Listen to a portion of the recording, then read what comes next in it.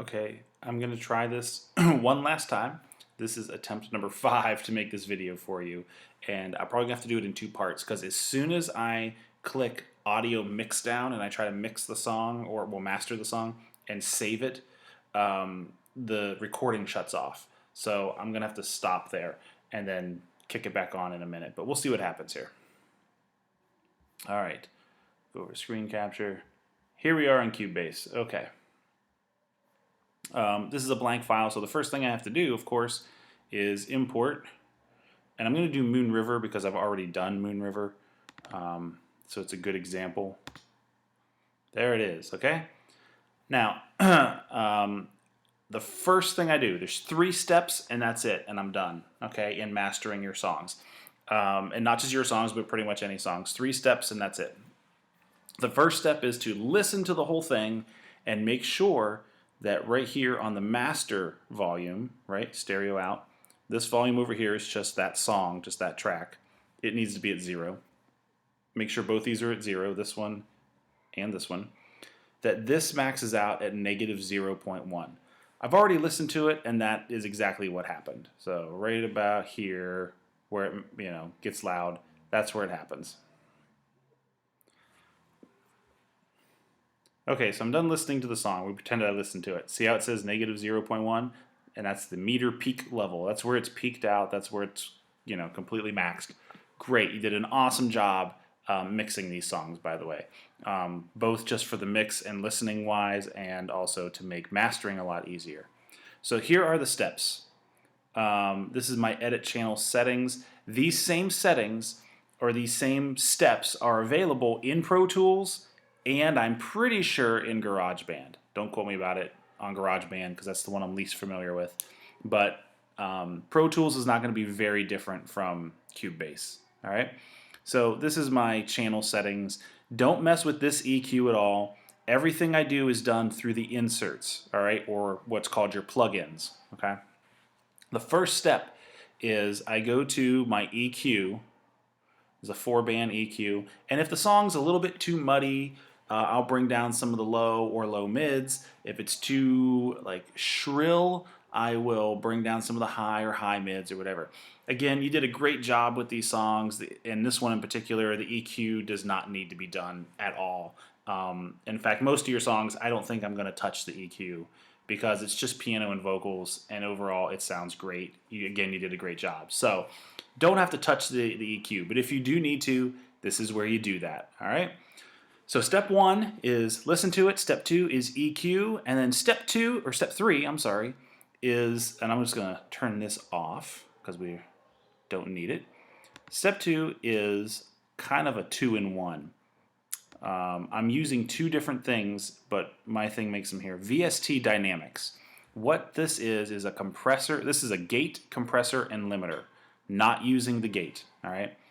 All you need is a compressor and a limiter.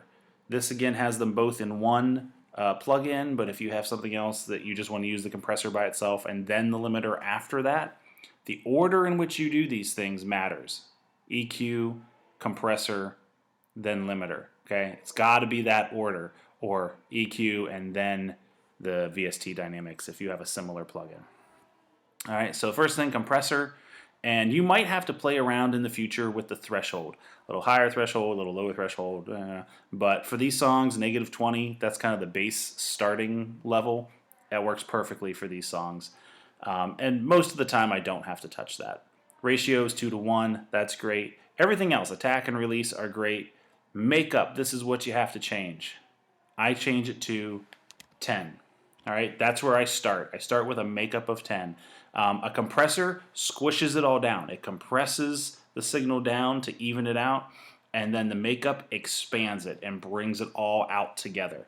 So 10 is a really good place to start. If you use a makeup of 10 and there's no dynamic in the song, all of a sudden the really quiet parts that are supposed to be quiet aren't quiet anymore, then make this lower. Go down to about 8 or 7.5 or 8.5, somewhere around there.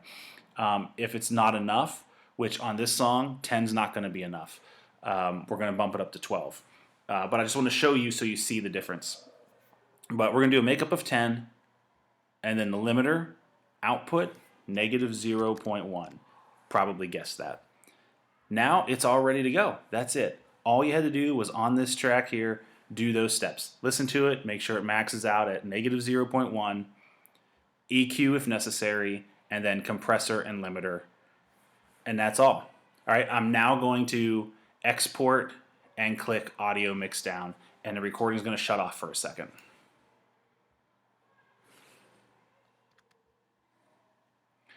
Okay, so I'm ready to export. I did create audio track after the export because I want it to show up here. I want to see it as well as listen to it. So export the audio. And you'll see it's going to max out here again at negative 0.1 in just a few seconds. Oh, sorry, over here it maxed out. Negative 0.1. Perfect. Hit OK. And now you'll see we have a new, see how much fuller this is than the original? Way different, right? Day and night different. So you can see the difference in how just the quality and the fullness of it. I listened to the playback a couple times, and I'm going to just go ahead and delete this track here that we just made, and I want to change the dynamics to 12. I don't want to go any higher than that. So sometimes you have to play around with things a couple of times, but it's not hard. It's a little bit time consuming, but not ridiculously difficult, and doesn't take forever. So export. And you'll see it max out again here. Bing, there it is, negative 0.1. Now that you see this one, let me make sure this is recording still. Yep, good. Now that you see this one is even fuller than the previous one. I should have left all three here so you could see them. But massive difference between what you sent me and what the mastered version looks like. And you can definitely hear the difference, and that's obvious just looking at these tracks. So that's all there is to it. Hopefully this has been helpful to you. It's really simple. This is very simple, basic mastering. And hopefully it will be something that isn't difficult for you to catch on to.